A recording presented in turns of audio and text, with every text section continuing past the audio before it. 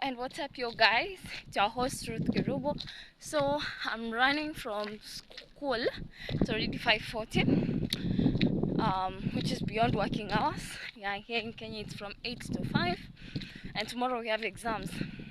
So the highlight of today was the vetting process for the student body. We understand that we are training them to be future leaders, actually current leaders. Yeah. And we are encouraging democracy, which is the role of the people, by the people, and for the people. You see, and the disadvantage of democracy sometimes is that you find you could be able not be able to express yourself, but you're popular. There's someone else who's a technocrat but is not popular. That's what happens, the tragedy that we get ourselves in. Like, you remember the time Mike's uncle won the governorship for Nairobi, because he was popular among the youth, and the youth are a majority, so they stand to gain because he has numbers. However, as time goes by, it becomes clear that this person is unable or unfit for that office. And the same thing applies even here. You find a student could be so popular, especially right now. Even if you're not popular, you have the numbers, like in Form 1, we had the highest enrollment. So definitely if you're a candidate in Form 1 and your fellow Form 1s campaign, rally behind you, definitely it's a win, it's an automatic win. So you need to be strategic when you're vying for this thing, and I'm saying that with a lot of passion and experience, because I've ever run for a seat of Congress Lady, School of Education, back in campus, and yeah, it's very competitive. So that's one thing, popularity versus delivery. Then another thing we need to know is that leadership comes, of course, from God. We need to do the right thing, the right time, the right manner, with the right people. Just simple. Another thing that I noticed is that some people are not able to express themselves fully. Yeah, you find that someone is asked a question. Yeah, during that vetting process, they were unable to respond in English. So some had stage fright, and this calls upon us as stakeholders, teachers, parents. We need to work together to improve the communication skills of students. Remember, this economy in the 21st century, most people are earning from the word of mouth. Maybe you're a social influencer in whichever field, you're able to make money. You're able to do, like, I earn from communication as a virtual assistant. As a teacher, I must communicate. I'm earning. If you want to be a journalist, you need to be a good communicator. Even if you're into sales and marketing, you're good in business, it means you have to have a good tongue. You need to be persuasive. Yeah, so especially the art of persuasion, it's something that we need to cultivate among our students and children as a life skill. It's a lifesaver, I'm telling you. Yeah, it's very important. Another thing is that we need to emphasize on confidence. Yeah, you see, most people, even when you go to the embassy, for example, you want to get what,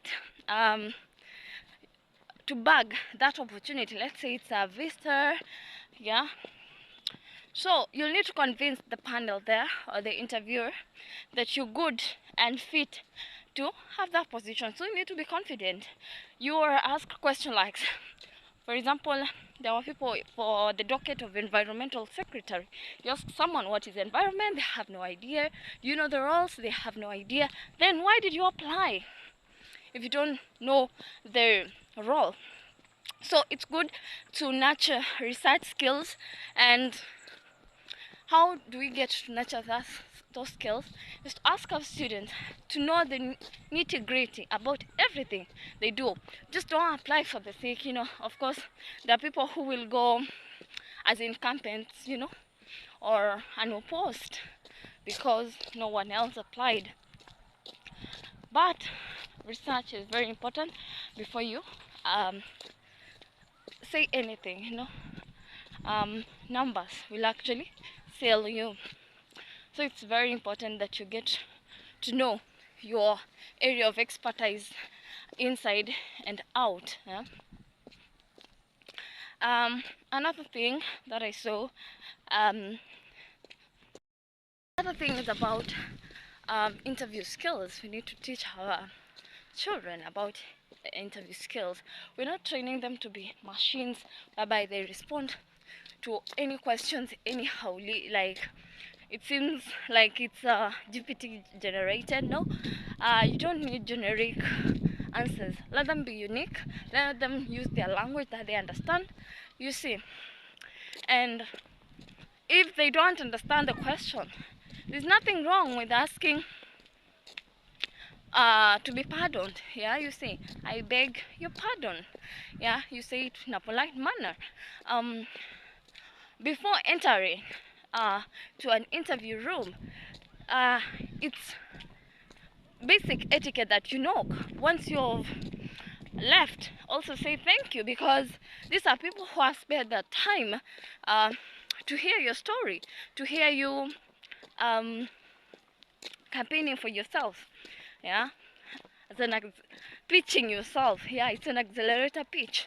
So it's very important to have those interview skills. Another thing about interview skills is to have eye contact. I could see some even face to the wall. No. And once you've been ushered into the interview room, yeah, wait to be told, maybe sit down, where to stand. You understand? Yeah. Beautiful evening, as you can see behind me. Also love the view.